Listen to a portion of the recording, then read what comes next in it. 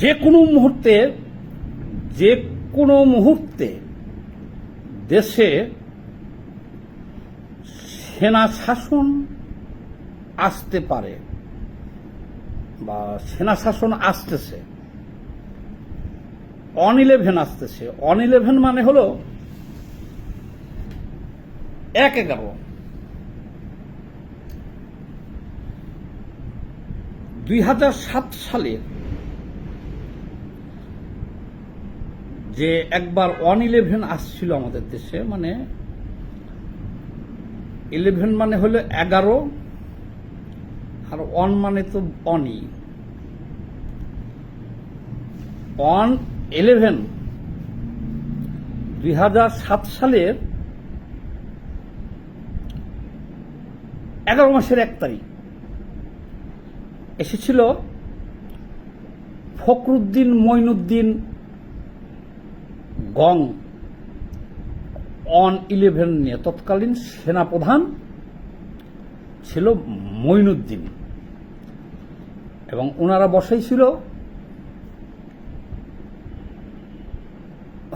বসাই ছিল কারে ক্ষমতায়? ফখরুদ্দিনকে। যাই হোক, তারা প্রায় 2 বছর বাঘে মহিষকে এক ঘাটে পানি খাওয়াইছিল।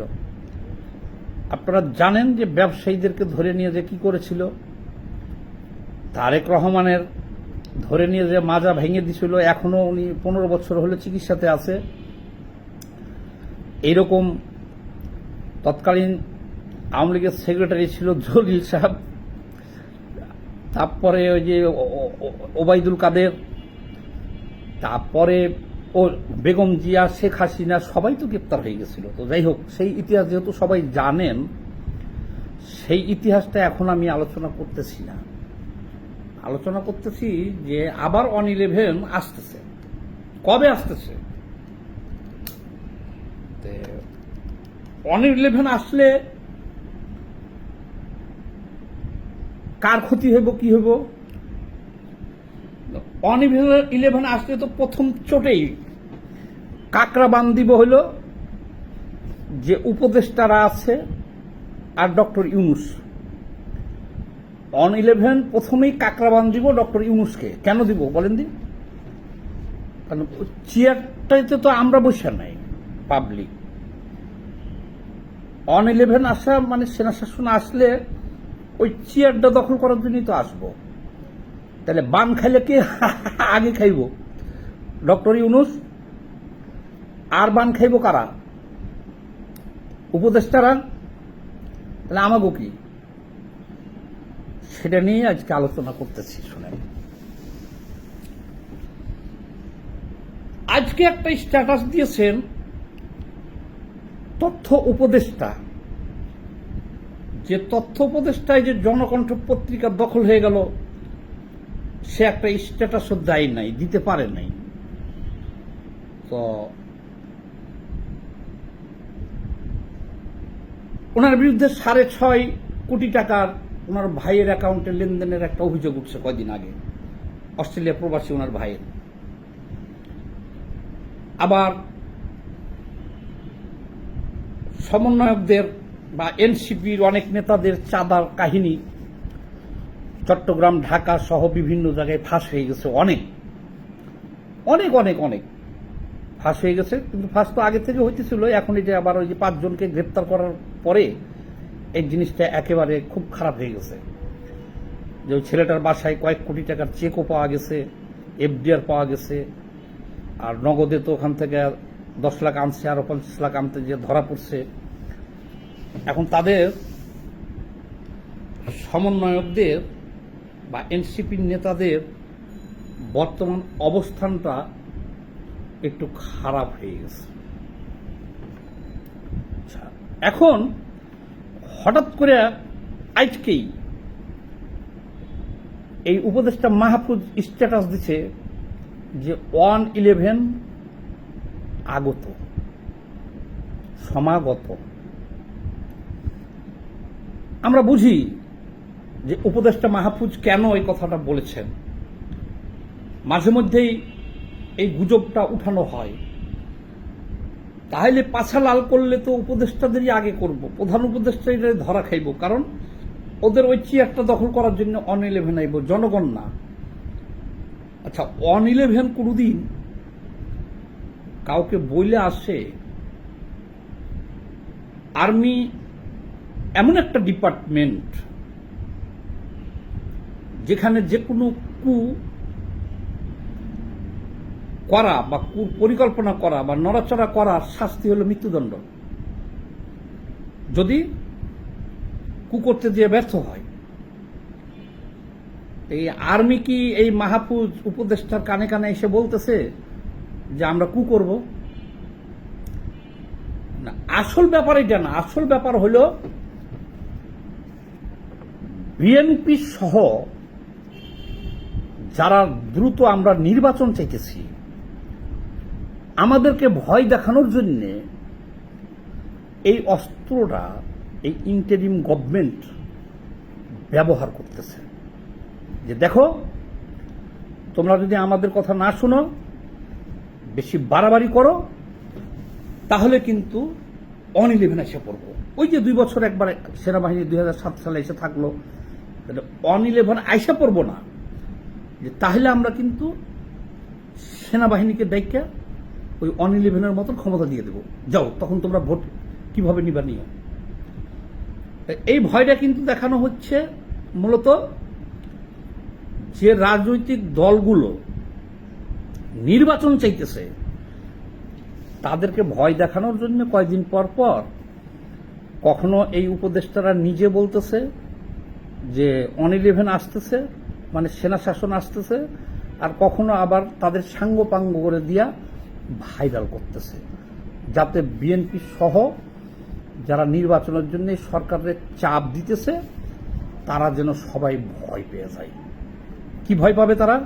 যে হ্যাঁ, সেনাবাহিনী যদি ক্ষমতা নিয়ে নেয়, এখন 111 সময় তো 2 বছর ছিল, এখন কি এরশাদের মতন 5 বছর থাকবো না 10 বছর থাকবো, নাকি আবার সেনাবাহিনীর বিরুদ্ধে আমাদেরকে লড়াই করিয়া সেনাবাহিনীর হাত থেকে ক্ষমতা নেওয়া, এটা আবার কি আর যে শেখ হাসিনার আমলে 15 বছর আন্দোলন করলাম, আবার সেনাবাহিনী দখল করলো, তাহলে আমরা কি সেনাবাহিনীর বিরুদ্ধে আবারও সেই আন্দোলন করব? এটা কত বছরে সফল হব?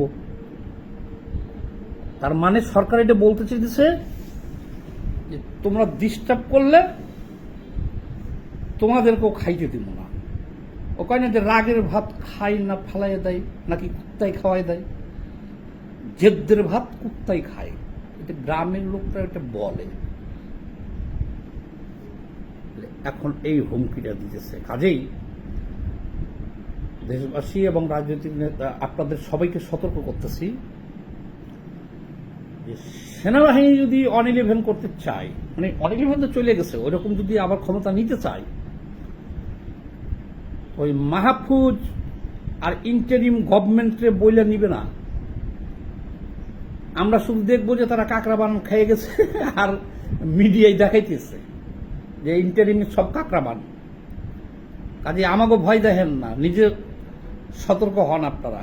ইন্টারিম গভর্নমেন্ট উপদেষ্টা সবাইকে বলতেছি, 111 তো আমরাই দেখবো যে আপনারা সব কাকরাবান খাইছেন। আমরা কি কাজে 111 এই ভয়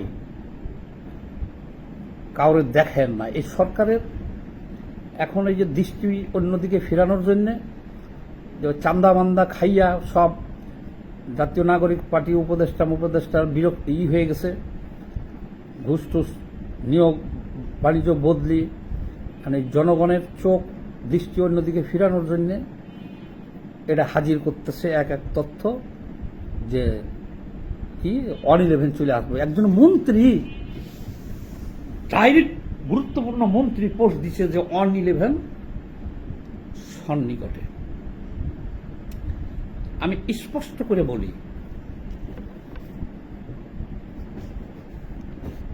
কোথাও সেনা বাহিনী ক্ষমতা নিলে ক্ষমতা নেওয়ার 1 মিনিট আগে কেউ জানতে পারে না। যে সেনাবাহিনী ক্ষমতাটা নিবে, মুষ্টিমেয় ওই 2-4 জন ওই সেনা অফিসার ছাড়া বাইরের কেউ তো জানতে পারে না। জানলে পারে এটা অভ্যুত্থান হয় কিভাবে। কাজেই এটা সম্পূর্ণ ভুয়া। ভুয়া কারণ হলো কি, সেনাবাহিনী বাংলাদেশের ক্ষমতা অবশ্যই নিবে না। এখন আমরা তো বুঝি 5ই আগস্ট শেখ হাসিনা চলে যাওয়ার সময় ক্ষমতাটা কার হাতে ছিল? ইউনূস তো আসলো 8 তারিখে, ডক্টর ইউনূস আসলো 8 তারিখে। তখন তো সেনাবাহিনীর হাতে ক্ষমতা ছিলই। উনি যদি খালি মুখ দিয়ে বলতো যে সেনাবাহিনী এখন বলছিল, তো খালি একটু আরেকটু বললেই হইতো যে আমরা এখন ক্ষমতায়, আমরা একটা ফেয়ার নির্বাচনের ব্যবস্থা করতেছি, আপনাদের ধৈর্য ধরেন, তাহলে তো হয়েছিল। ক্ষমতা তাদের হাতে ছিল, তারা নাই। আবার এই যে 1 বছর চলে গেল, অনেক পজিশন আসছে, এরকম সিচুয়েশন হয়েছে, সেনাবাহিনী নড়াচড়া করে নাই। এবং বর্তমান বিশ্বের এই সেনাবাহিনীর ক্ষমতা গ্রহণ বিশ্বের জাতিসংঘ থেকে শুরু করে কোনো রাষ্ট্র এটা পছন্দ করে না। এটা আমাদের সেনাবাহিনী ভালোভাবে বুঝছে, এই কারণেই তারা হস্তক্ষেপ করে নাই এবং জনতার কাতারে দাঁড়াইছে এবং সহযোগিতা করতেছে। আর এই সেনাবাহিনী ক্ষমতা নিবে এই কথা আমরা বিশ্বাস করি না। এই সেনাবাহিনী 111 করবে, ক্ষমতা নিবে, এই কথা বাংলাদেশের মানুষ বিশ্বাস করে না। এটা হলো এক কথা, কতবার বলবো, এটা হলো সরকারের গুজব। কাজে এই গুজব আর জনগণকে ভয় না দেখাইয়া আপনারা এবার নির্বাচনের তারিখটা ঘোষণা করেন। সলিমুদ্দি, কলিমুদ্দি বা XYZ যে ক্ষমতায় আসুক, সেই নির্বাচিত প্রতিনিধিদের হাতে ক্ষমতাটা দিয়া আপনারা সম্মানের সাথে বিদায়ী হন।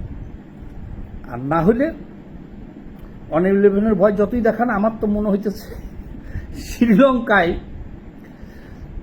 মন্ত্রীরা জাইয়া পরে সব দৌড়াইছিল, দেখছিলেন শ্রীলঙ্কায়। আর আমাদের বাংলাদেশের 5ই আগস্টের মন্ত্রীরা তো এদেরকে উলঙ্গ করা যায়নি, এরা কাপড় চোপড় পরেই ভাগছে, যে যেখান দিয়ে পারছে, ওরা ধরা খায় নাই।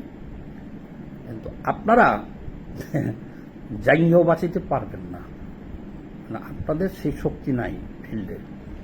কাজে ধানাই ফানাই না করে খালি আমেরিকার শক্তিতে ভর করে, সাম্রাজ্যবাদের দালালদের শক্তিতে ভর করে এমন সিচুয়েশন সামনে আসতেছে যে আপনারা, আমার মনে হয়, জাইয়া বাঁচাইতে পারবেন না, জাইয়া ছাড়া দৌড়াইতে হইব।